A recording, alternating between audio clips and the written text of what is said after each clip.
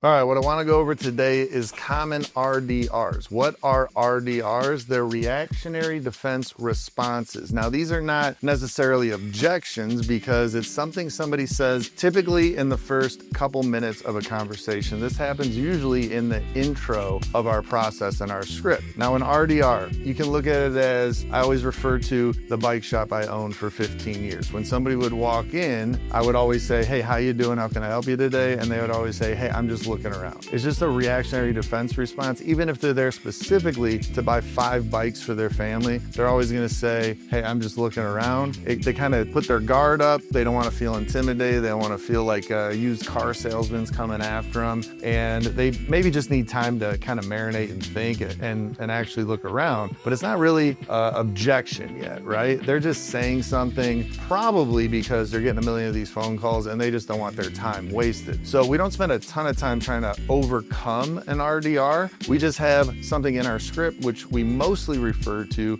overcome the RDR. So I'm going to go over 5 of them actually, of common RDRs we hear on our leads when we're first trying to get through an intro. Something somebody will say as a reactionary defense response. Again, we're not going to spend a ton of time overcoming these. We're just going to touch on them and then we're going to move on. We're going to acknowledge, address, and overcome them. Okay, I have some of these responses written down and I also have the script in my hand so I can refer back to the script so you guys know exactly what we say with these common RDRs from a seller. The first one I see, hurry up, just give me an offer. This is probably the most common one, and they give this response usually because they do get a ton of phone calls, not just from wholesalers, but from cold call companies, from other industries. Like, they're getting bombarded, but they're still answering the phone. A lot of carriers right now are actually even making numbers come up as spam that haven't been called before or that the person hasn't called out to before. They're not familiar with it. So, I mean, these sellers are actually picking up like every dang phone call. They're like lottery players, right? So they picked up the phone that maybe said spam, definitely a number they didn't know. So, they do want to sell their house. They're interested. They're just giving a reactionary defense response. Hey, hurry up. I don't have all the time in the world. I'm in a rush. Just give me an offer. So we have a very generic RDR, how we overcome an RDR in our script right in the intro. So my team just simply reads it. So hurry up, give me an offer. We typically say, hey, that's the point of the phone call today, Mr. Seller, is to see if the property approves and to give you an offer. I'm only gonna take about 5 minutes of your time, but I totally understand your frustration. I'm sure I'm not the first person to call you about the property, am I, Mr. Seller? No, you're not. How many calls you get a day? About 5? Yeah, I get 5 or 10. Usually they exaggerate. I get 10 calls a day. Let me guess. They ask a bunch of the same questions, tell you they're gonna call you back, and you never hear from them again. Does that sound about right? Yeah, that sounds about right. That's typical in this industry. People call them, they waste their time, say they'll call them back with an offer. The seller never hears from them again. Okay, that's very typical. Well, I'm sorry you've been dealing with those calls, Mr. Seller, but I can promise you this call is going to be different. By the end of this call, if we're not a good fit for each other, I'll put you on our do not call list. You'll never hear my beautiful voice again. But first, let's see if we are a good fit, and I can give you a free offer by the end of this call. It's no obligation. All I need is 5 minutes of your time. And then we just touch on that, and then we just continue on with the script. We just touch on it, we acknowledge it, we'll overcome it, and then we'll just continue on. Now, if they keep saying it, now it becomes an objection later. Maybe they are really busy, okay? And maybe you do have to call them back, but it's usually an RDR when they say that, and they're usually pretty easy to overcome as long as you acknowledge it, address it, and then overcome, okay? So that's the most common one. I want 300 grand, nothing less. I just put 300 grand on there because that's what popped in my head. It can be in any number, obviously. But sometimes they're going to say, hey, hurry up. I want 300 grand, nothing less. Don't waste my time. Hey, Mr. Seller, I'll give you 600 grand if I can. Like, that's my job, is to get you as much money as humanly possible for this property. Saying something like that as a response is going to bring their guard down. It might even get them to chuckle a little bit, right? Hey, I want 300 grand. Don't waste my time. If it's anything less than that, I don't want to talk to you. Hey, no problem. I'm going to try and get you 600. Like, we always double it from whatever number they say. That usually brings their guard down. And then you go right back into what the script says, right? Like the reason they're saying that,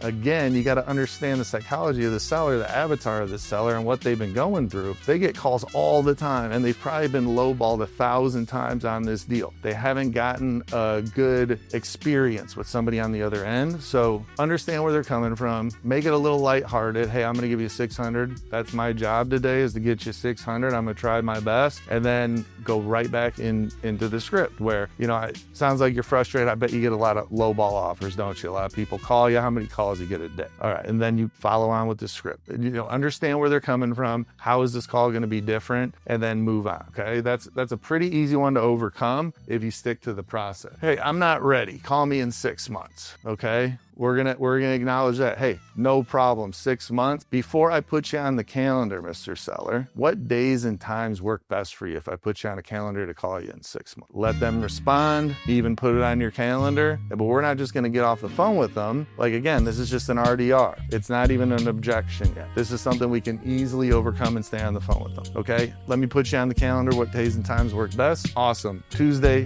January 16th at 5 p.m. That's where I put you.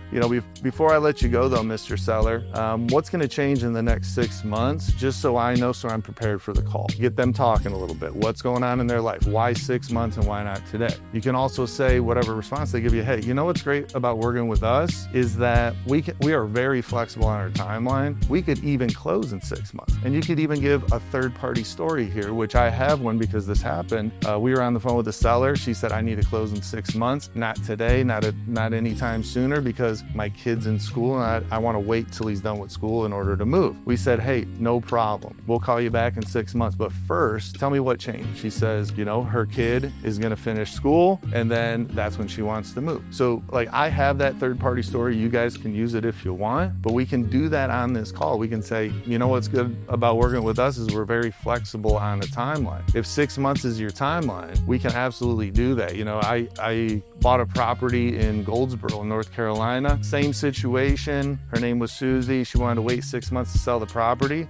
She actually, gave us some information about the house. Took 10, 15 minutes. I gave her a really good offer on the home, cash offer as is, where she didn't have to lift a finger. She liked the offer. She actually signed off on it for a 6-month close. And then 3 months later, she called and said, hey, I found a really nice house in the same school district. Can you guys close earlier? And we actually closed earlier. She got funded and then she could get into the house she wanted. So, you never know what's going to happen in the next 6 months, Mr. Seller. So let me just at least ask you a few questions. Let's see if this property even qualifies, so we're not wasting our time 6 months from now. Or, hey, maybe it's a good enough offer, and knowing we're flexible, where we could close in 6 months or 3 or a month, depending on what happens in your life. Let's at least give me 5 minutes and ask you a few questions to either set up a call for 6 months or see if this would even work for you today. Okay. And then we'll just move on. So you can still use third-party stories in an RDR situation in an intro. You usually give a lot of third-party stories in the fact find when we're asking their motivation. Hey, I'm sick of being a landlord. You know what, Mr. Seller? I hear that all the time. There was a seller we had a couple months ago named George. He was sick of being a landlord.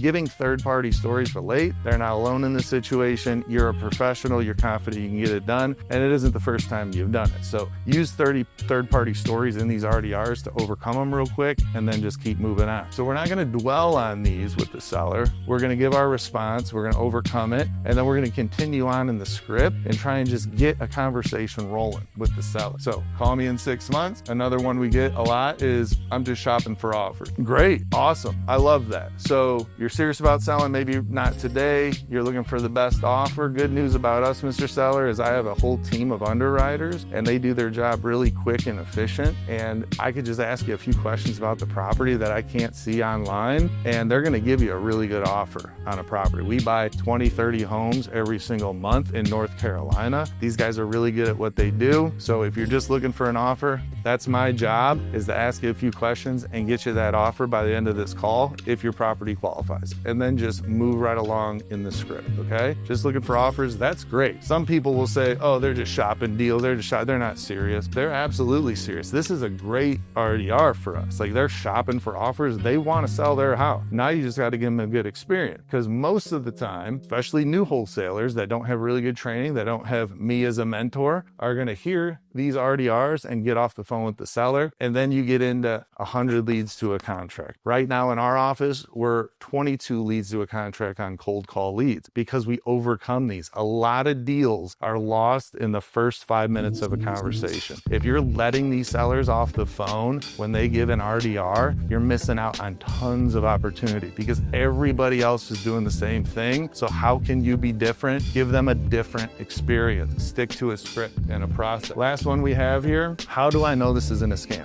This is actually kind of a new one for us that we're hearing a lot more often. We've heard it in the past, but right now we hear this, I would say, almost daily. How do I know this is not a scam? Well, Mr. Seller, totally get it. I'm a skeptic myself. That's why in real estate, it's really, really, really hard to scam anybody. And that's why we use local title companies and closing attorneys to protect ourselves as well. We're the buyer. We definitely don't want to wire any money to escrow and have somebody that doesn't own the house take that money from us. So we're skeptical as well. That's why everything is done legally through a local title company and closing attorney, okay? If you know of anybody ever getting scammed from, selling their house or buying a house, let me know, because I've been in this industry a long time. I've actually never heard of it. Have you ever heard of something like that? No? Okay. I mean, I'm 42 years old. I've never heard of somebody getting scammed out of their house. Never heard of it. So, just let them know, hey, we're in the same boat here. We don't want to be scammed either. How do I know you're really the seller? We're doing this over the phone. The reason I'm confident and comfortable in this process is because everything's done legally through a local title company and closing attorney, so we're both protected. And then just move right along, okay? So when you guys are in the intro, when you're first getting these sellers on the phone, don't get hung up on these. These are not true objections. They're just reactionary defense responses, just staying an arm's length away from you until you can build that trust. But you can build that trust as you go along in the conversation, in the fact find, in the pitch, in the offer, in the close. But we gotta get through this first 5 minutes. It's the most important part of the process when you're doing sales over the phone. So we train on this every single week. We role play, we write down new RDRs we've heard, we brainstorm on different responses, and we dial it in here in the office, because it's really, really important. The reason we're able to put up, 20 plus contracts on the board every month, close multiple six figures in deals every month, is because we train on this. So even if you're a one-man band, write some of these RDRs down, some that you hear while you're on the phone, write down some responses, put it on the front and back of a flashcard, and every morning for 10 minutes, just review them, so it's just ingrained in your brain. So when you hear these RDRs, you don't get hung up, you don't get flustered, you don't get off the phone with them, you give your response, and then you move on, okay? Hopefully this helps. If you guys like this video, I'm gonna be doing a lot more of them, a lot more of this type of training. So make sure you like, you comment, you subscribe, and I'll see you at the top.